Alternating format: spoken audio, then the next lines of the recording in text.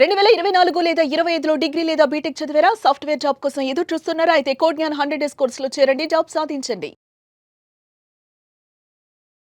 Hello Anwar Hi, గారు, sir. ఇంటింటికి law of attraction, ఇంటికి ఒక మిలియనియర్ Yes. అండ్ వాస్తు కూడా స్టార్ట్ చేశారు. Thank you so much for that. Welcome, ఎందుకంటే మన ఇంట్లో లక్ష్మి రావాలి అని అంటే వాస్తు దిశగా కూడా మనం ఆ డైరెక్షన్ లో ఆలోచించాల్సినటువంటి అవసరం చాలా ఉంటుంది. పక్కా.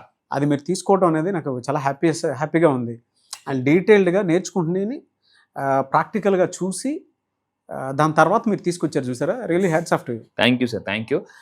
చాలా మంది నా దగ్గర కౌన్సిలింగ్ వచ్చి డేట్ ఆఫ్ బర్త్ పర్ఫెక్ట్గా ఉంటే, మళ్ళీ చెప్తున్నాను జాతకం డేట్ ఆఫ్ బర్త్ మీద పర్ఫెక్ట్గా ఉంటే సక్సెస్ డైరెక్షన్ ఉంటుంది. మనం పుట్టిన డేట్ ఆఫ్ బర్త్ బట్టి చూడండి, చాలా మందికి ఒక నక్షత్రం ఇలా ఉంటాయి కదా. సో అలాగా మనకి law of attraction success direction ఉంటుంది. జాగ్రత్తగా గుర్తుపెట్టుకోండి, కింద కామన్ బాక్స్లో టైప్ చేయండి సక్సెస్ డైరెక్షన్. ఎప్పుడైతే నా దగ్గర కౌన్సిలింగ్కి వచ్చి చాలామంది సక్సెస్ డైరెక్షన్స్ మార్చుకున్నారో, ఇందాక ఒక క్లయింట్ వచ్చారండి, సక్సెస్ డైరెక్షన్ చెప్పాను, మధ్యాహ్నం చెప్పాను, ఈవినింగ్కి రావాల్సిన డబ్బులు 10 లక్షలు పడ్డాయి. జస్ట్ అంటే జాగ్రత్త ఉండండి. అంటే మన దశ మారాలంటే దిశ మారాలి. మన దశ మారాలి అంటే దిశ మారితే ఆటోమేటిక్గా మన సక్సెస్ వచ్చేస్తుంది అనమాట. చాలా మంది ఎలా ఉంటారంటే మీ సక్సెస్ డైరెక్షన్కి ఆపోజిట్లో వర్క్ చేస్తుంటారు. సో నేనేం చెప్తున్నానంటే జాగ్రత్త ఉండండి. అంటే డబ్బు ఇటు ఉందనుకోండి, వీళ్ళు ఇటుపక్క వర్క్ చేస్తుంటారు, ఇలా వెళ్తుంటారు అనమాట. సో అప్పుడప్పుడు మనకు అనిపిస్తుంటే చూడండి, మనకి ఎప్పుడైనా ట్రావెలింగ్ ఉన్నప్పుడు ఈ వెహికల్స్ అన్ని వెనక్కి వెళ్తున్నాయా అని ఎప్పుడైనా అనిపిస్తుంటుంటుంది. ఏ ట్రైన్లో కానీ ఇవన్నీ కానీ. మన లైఫ్ కూడా వెనక్కి ఎందుకు వెళ్తుందని అంటే, చాలామంది డైరెక్షన్కి రివర్స్లో పనిచేస్తుంటారు, యూనివర్స్కి ఆపోజిట్ వేలో ఫ్రీక్వెన్సీస్ పంపిస్తుంటూ ఉంటారు. అందుకే వాస్తు అని కానీ తెలుసుకుంటే, లా ఆఫ్ అట్రాక్షన్ వాస్తు ఎందుకు యాడ్ చేశానంటే, సో నేను చెప్పినట్టు ప్రతి మన ఇంట్లో ఒక డైరెక్షన్కి ఒక పవర్ ఉంటుంది. సౌత్లో పెట్టాల్సి నార్త్లో పెడతారు, నార్త్లో పెట్టాల్సి సౌత్లో పెడతారు. ఈ సక్సెస్ డైరెక్షన్ ఓన్లీ కౌన్సిలింగ్ మాత్రమే చెప్పగలమండి. ఈ వీడియోలో ఏం చెప్తున్నారు? ఎస్, ఈ వీడియోలో చూడండి, చాలా మంది చాలా బాధపడుతుంటుంటారు, 2025 అయిపోతుంది. సో 2025లో మీరు నిజంగా డబ్బు సంపాదించలేకపోయాను, లేదా సంపాదించిన చాలా మంది ఉంటారు సేవ్ చేయలేకపోయాను అని మీరు అనుకుంటే, వాళ్ళ కోసం 2026లో మీరు నిజంగా డబ్బు సేవ్ చేయాలనుకుంటే, నేను అనుకున్నంత ఒకప్పుడు సేవ్ చేయలేకపోయాను, బట్ ఇప్పుడు చాలా బెటర్గా ఉన్నాను. సో నేను ఫాలో అయ్యే కొన్ని ఇంపార్టెంట్ నా పర్సనల్, అంటే ఇట్స్ ఎ మాస్టర్ ఫార్ములా అని చెప్పొచ్చు. నేను మీకు చెప్తాను. 2025లో ఎవరైతే మీరు డబ్బు సేవ్ చేయలేకపోయాను అని మీరు అనుకున్న వాళ్ళకి ఈ మాస్టర్ చెప్పండి, 2026లో ఎలా డబ్బు సేవ్ చేయాలి. సో ఇక్కడ పాయింట్ చూడండి, వాస్తు ప్రకారం మీరు డబ్బుని సేవ్ చేయాలంటే మన బాడీలో, అంటే ఇంట్లో ఒంట్లో, నేను చెప్తున్నాను చూడండి, వాస్తు ఏం చెప్తుందంటే ఇంట్లో అండ్ ఒంట్లో కొన్ని వస్తువులు ఉండకూడదు. ఇంట్లో కొన్ని వస్తువులు ఉండకూడదు, ఒంట్లో కొన్ని వస్తువులు ఉండకూడదు. సో ఇక్కడ చూడండి, వాస్తు ఏం చెప్తుందంటే ఇంట్లో ఒంట్లో కొన్ని రకాల వస్తువులు మనం ఎప్పుడు క్యారీ చేయకూడదు. ఈ వస్తువులు మీరు తెలియకుండా క్యారీ చేయడం వల్ల అంటే నెగిటివ్ ఎనర్జీ, ఓవర్లోడింగ్ అంటారు చూడండి. మన మొబైల్ ఎప్పుడైనా ఓవర్లోడింగ్ అయినప్పుడు, అంటే ఫుల్ అయిపోయింది అనుకోండి, కొత్తగా మెసేజెస్ రావు, కొత్తగా ఏదైనా పంపించినా రావు. సో మీరు ఎప్పుడైతే డిలీట్ చేస్తారో అప్పుడు వస్తాయన్నమాట. అప్పుడప్పుడు మనకు చిన్నప్పుడు కొన్ని ఫోన్స్ ఉండే, నోకియా ఫోన్స్, ఇలాంటి పాత అంటే కీప్యాడ్ ఫోన్స్, అది ఓవర్లోడింగ్ అంటే మనం ఏం చేసేవాళ్ళం, టకటక డిలీట్ చేస్తే అప్పుడు మెసేజ్ వచ్చింది అనమాట. మీరు గుర్తుపెట్టుకోండి, యూనివర్స్ పంపించేది మీకు రావాలంటే మీరు మీ ఇంట్లో కానీ ఒంట్లో కానీ ఓవర్లోడింగ్ అయిపోయింది.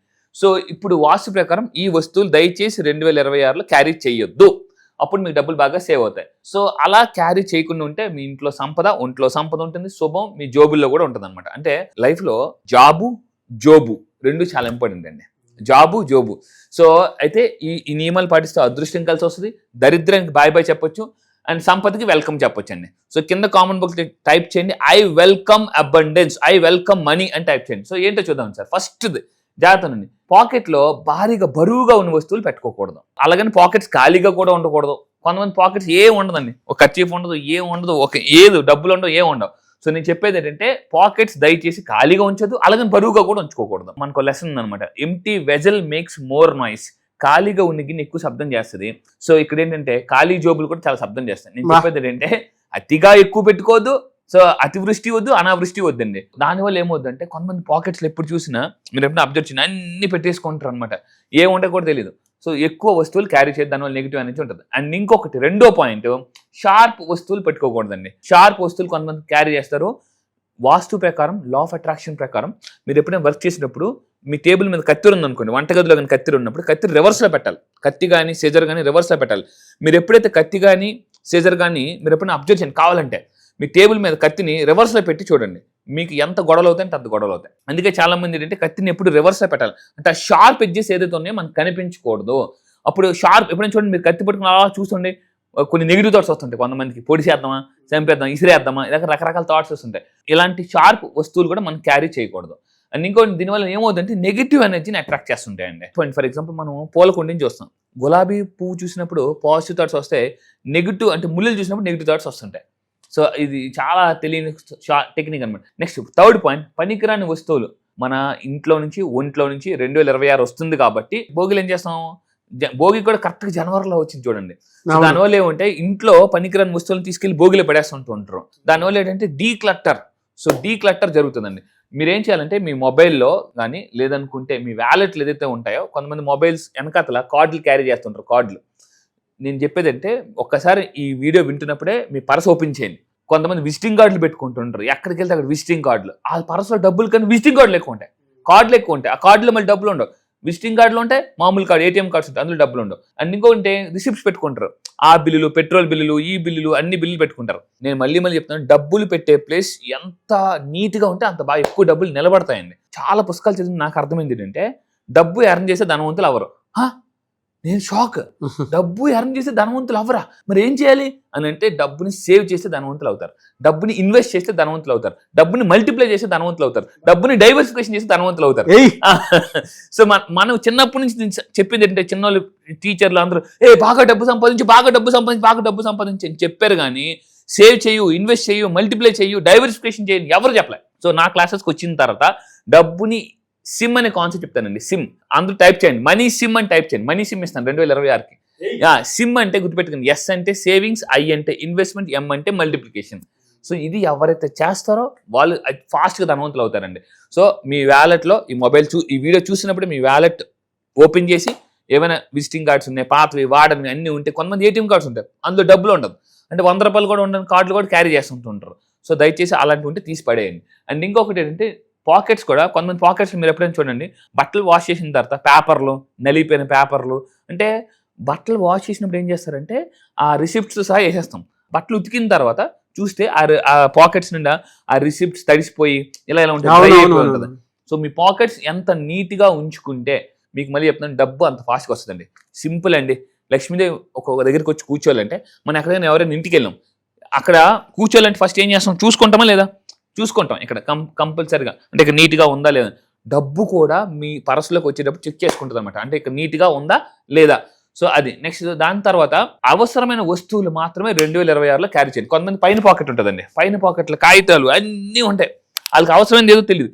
ఇంకొకరు ఏం చేస్తుంటారంటే, ఈ వీడియోలో ఇప్పుడు చూపిస్తుంటాను, పర్స్ పెట్టినప్పుడు బ్యాక్ సైడ్లో మ్యాక్సిమం పెట్టొద్దండి. పర్స్ పెట్టినప్పుడు మ్యాక్సిమం బ్యాక్ సైడ్ పెట్టకూడదు. ఎందుకనంటే మీరు కూర్చునేటప్పుడు ఏమవుతుందంటే, మీరు జాగ్రత్త ఉండండి, పర్స్ కొంతమంది హెవీగా ఉంటుంది, ఆ పర్సులో ఆగుతుంటుంటే రాదు అనమాట. ఆ పర్సులో అందులో డబ్బులు తప్ప చిల్లర కాయిన్లు ఎక్కువ ఉంటాయి. కాయిన్స్ ఎక్కువ చిల్లర క్యారీ చేయొద్దండి. లా ఆఫ్ అట్రాక్షన్ ఏం చెప్తుందంటే, లైక్ అట్రాక్ట్స్ లైక్. చిల్లర ఉందనుకోండి, మనం చిల్లర అట్రాక్ట్ చేస్తాం. మ్యాక్సిమం మీరు ఏం చేయాలంటే పాత నోట్లు ఎక్కువగా క్యారీ చేయొద్దు. పాత నోట్లు ఉంటాయి కదా, కొంతమంది ఆ పర్సులో ఎలా ఉంటుందంటే కొత్త నోట్లతో పాటు బాగా చిరిగిపోయిన 10 రూపాయల నోట్ కూడా పెడతారు. అందువల్ల ఏమంటే అది నెగిటివ్. ఇప్పుడు చిరిగిపోయిన 10 రూపాయల నోట్ చూడండి మీకు ఎలా ఉంటుంది. ఏటీఎంకి వెళ్ళి మీరు డ్రా చేయండి కొత్త, అందులో ఇప్పుడు సంక్రాంతి అంతా కొత్త నోట్లు వస్తుంటాయి అనమాట. సో కొత్త నోట్లు చూడగానే మన ఎనర్జీ ఎలా ఉంటుంది. సో మీరు ఏం చేయాలంటే వ్యాలెట్ని ఫ్రంట్ సైడ్ పాకెట్లో పెట్టమని చెప్తాను. ఫ్రంట్ సైడ్ పాకెట్లో మీరు కూర్చున్నప్పుడు ఏమవుతుందంటే, హెవీగా వ్యాలెట్స్లో వెనక్కి పెట్టుకుని కూర్చోవడం వల్ల స్పైనల్ కార్డ్ ప్రాబ్లమ్స్ కూడా వస్తాయి. మీరు ఎప్పుడైనా అబ్జర్వ్ చాలా అన్ఈజీగా అనిపిస్తుంది కూర్చున్నప్పుడు. సో నేను చెప్పేది ఏంటంటే, అండ్ బ్యాక్ సైడ్ పెట్టుకుంటే ఇప్పుడు భద్రత అంటే ఎవరు కొట్టేస్తారు, ఇలా కూడా ప్రాబ్లమ్స్ ఉంటాయి, సెక్యూరిటీ ప్రాబ్లమ్స్ ఉంటాయి. అండ్ ఫ్రంట్ సైడ్ పెట్టుకోవడం వల్ల నీట్గా ఆర్థిక లాభం కూడా ఉంటుందండి. అండ్ ఇంకా మీకు చెప్పేది అంటే, వెనక జోబులో మాక్సిమం డబ్బు పెడితే స్థిరత్వం ఉండదు. ఎందుకనంటే మనం అక్కడ కూర్చుంటాం కదా, జనరల్గా ఎక్కడ పడితే అక్కడ కూర్చుంటాం కాబట్టి మాక్సిమం మీ వ్యాలెట్ని బ్యాక్ సైడ్ పాకెట్లో పెట్టద్దు, ఫ్రంట్ సైడ్ పాకెట్లో పెట్టుకోండి. ఇందాక చెప్పినట్టు అన్నెసెసరీ అని తీసేయాలి. అండ్ బ్యాక్ పాకెట్లో పెట్టుకుంటే ప్రాబ్లమ్స్ వస్తాయి, ఆర్థిక నష్టం వస్తుంది. అండ్ ఇంకొకటి అంటే, పైన కొంతమంది పెడతారండి ఏటీఎం కార్డులు. కొంతమంది ఏం చేస్తారంటే వ్యాలెట్ క్యారీ చేయకుండా పైన పెడుతుంటుంటారు. మొబైల్ ఇక్కడ పెడతాం, పొరపాటుని తీసినప్పుడు ఏటీఎం కార్డు ఎక్కడ పడిపోద్ది. ఏటీఎం కార్డు పోయిందని మరి నిద్ర పట్టదు ఇంకా అంతే సంగతిలో. అందుకే చెప్తున్నాను, ఏటీఎం కార్డ్స్ పైన పెట్టద్దు దయచేసి. మాక్సిమం మొబైల్ ఫోన్ కూడా పైన పెట్టకూడదండి. మీరు ఎప్పుడైనా చాలా మందిని చూడండి, హైలీ సక్సెస్ఫుల్ పెద్ద వాళ్ళ పీపుల్ మొబైల్ ఫోన్ చేతిలో పట్టుకుంటారు ఎక్కువగా. ఇప్పుడు ఎయిర్పోర్ట్స్లో మీరు ఎప్పుడైనా చూడండి, వాళ్ళు నడిచేటప్పుడు మొబైల్ ఫోన్ ఎప్పుడు చేతిలో పట్టుకుని నడుస్తుంటూ ఉంటారు. మాక్సిమం వెనక పెట్టద్దు, ఇక్కడ పెడితే హార్ట్ ప్రాబ్లమ్స్ వస్తాయి. సో దీనివల్ల హార్ట్ కూడా ఎఫెక్ట్ అవుతుంది, దాచుకున్న డబ్బులు మొత్తం హాస్పిటల్లో పాలైపోతాయి. సో అందువల్ల ఏంటంటే ఫోన్ మాక్సిమం దూరంగా పెట్టుకోండి. మీరు ఒకవేళ ఆఫీస్లో ఉన్నారు, మీరు పాకెట్లో తీసి దూరంగా పెట్టుకోండి, క్యారీ చేసినప్పుడు కూడా దూరంగా పెట్టుకోవాలి. అండ్ ఏటీఎం కార్డ్స్ ఇవన్నీ కూడా పైన పెడితే ఫోన్ చేసినప్పుడు ఎక్కడ పడిపోతాయి. ఇదండి. రియలీ ఫెంటాస్టిక్ అండి. అంటే ఇలాంటి ప్రాక్టికల్ ఇన్ఫర్మేషన్ ఏదైతే ఉందో అది నిజంగానే మనలో బాడీలో తెలియకుండానే ఒక డిసిప్లిన్ క్రియేట్ చేస్తూ ఉంటాయి. ఎస్, చాలా బాగుందండి. థ్యాంక్ యూ సో మచ్ అండి. Thank you sir, thank you. ఈ వీడియో మీరు ఖచ్చితంగా షేర్ చేయండి. షేర్ చేస్తాను అనుకుంటే కింద comment box I will share this video అని టైప్ చేయండి.